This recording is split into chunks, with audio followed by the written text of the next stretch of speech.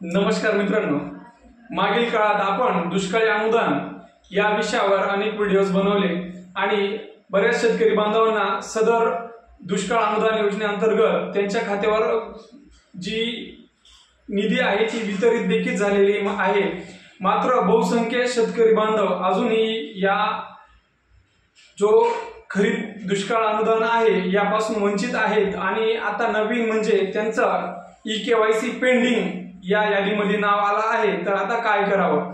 बऱ्याच शेतकरी बांधवांचा अजून देखील जी बँक आहे त्या बँकेत आधार लिंक नसल्या कारणाने तसेच अनेक कारण आलेले आहेत, जसे की आधारला जी बँक आहे बँकेला आधार लिंक नसणं, तिथून तुमचं जे अकाउंट असतं ते अकाउंट बंद असणं, अशा अनेक कारणांमुळे आपल्या खात्यावर अजून जी निधी आहे ती वितरित होत नाही।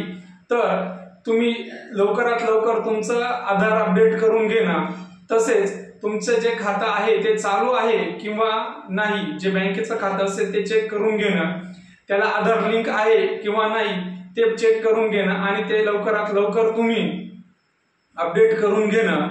ते केल्यामुळे लवकरात लवकर तुमच्या खात्यावर जी खरीप दुष्काळ अनुदानाचा निधी आहे ती वितरित होईल। अजून देखील बरेच लिस्ट याद्या येत आहेत, जे काही गाव बाकी राहिले होते त्या गावांच्या याद्या येत आहेत आणि त्यांनी देखील लवकरात लवकर आपली ई-केवायसी करून घेणे अनिवार्य आहे।